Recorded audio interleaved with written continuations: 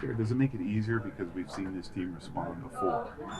Yeah, we're built for it, certainly, and the adversity we've been through this year is much greater than one loss, and we know how to bounce back from things like this, and I think we will.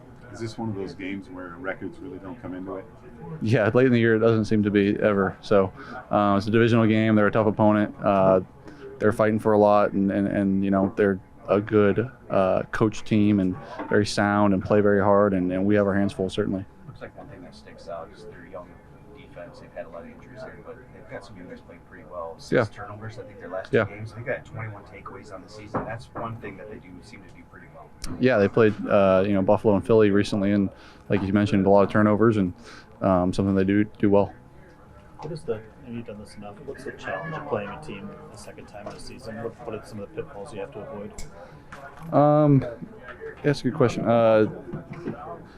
I don't know. Not assuming that they, just because you beat them the first time, that you just will. That it's a good team, and making sure that we knew who they were in that game, and see if we can find if they changed it all up until this point, and if they have, adjust accordingly, and if they haven't, try to stay consistent in that way. But yeah, there are some nuances to seeing what they've changed. And similar, I guess, to that question, just from experience, when you're playing a young team like that that's in a long stretch of struggling, what is the important thing to do to just, I guess, make sure to keep them down and not, let them believe?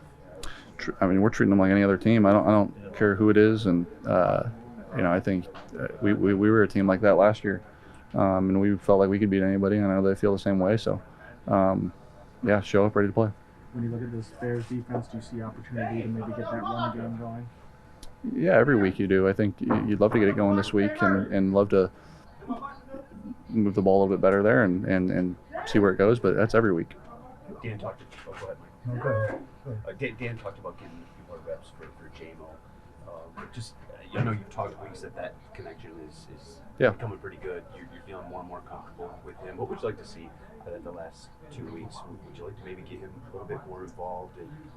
Yeah, if it fits, certainly he's a great player and a guy that can change our offense. And if we can get him the ball, it's definitely helpful for us. But it's by no means something we want to force. And we'd love to give him the ball, just like we'd love to get DJ Chark the ball and Josh Reynolds and St. Brown and everyone the same way. But yeah, I think as his progression grows as a player, it'll grow in our offense, and he's coming right along. What just made the tight end position so productive for you this year? You got 10 touchdowns from that position. It's quite a lot.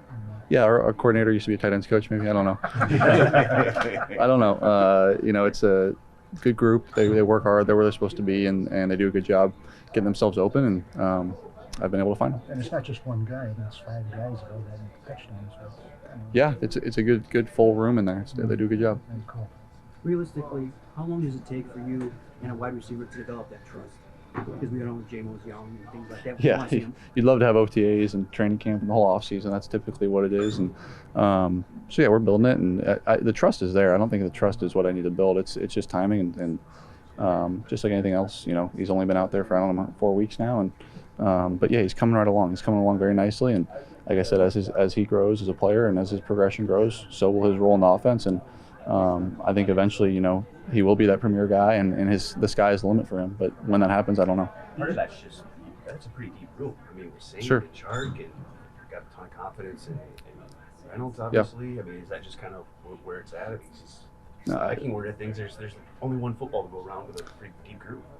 Yeah, I throw to the open guy. So whoever it is, I like to think that I find him open. But like I said, he's on his way to becoming that player that we all know he will be. And it just takes time. And I'd love to throw him 10, 15 balls every week. I'd love to throw all those guys a million balls. But as time goes on, he will become that guy. Is there some real complicated with him having that kind of speed to get the time? No. You took some real hits there at the end of that game. You have a longer recovery than usual after that game. No. Those are some. Yeah, no, I'm fine. Not even 5 extra minutes in the ice bath this week? No. Not even a deep breath.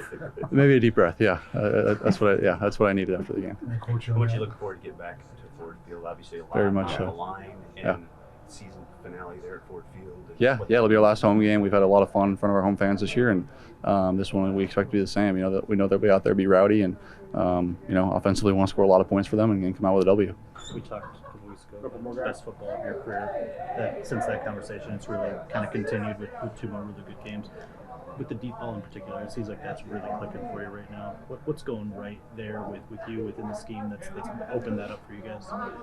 I think I go back to when we initially got healthy and however many games that was ago, and DJ's back and Josh is back and now Jameson comes into the fold, and it's like we got guys that can really stretch the field now, and that's number one. Just having guys that can really do that and guys that I feel comfortable with, and it fits in our offense, and then just time on task, just getting reps with those guys and feeling good about it. And DJ, you've seen over the last handful of weeks catch those deep balls, and him and I have a good thing going. And Khalif, we hit on one, and Jameson we hit a few weeks ago. So, as we continue to grow, hopefully we continue to hit deep balls and continue to get over the top of defenses, and it'll really change everything we can do.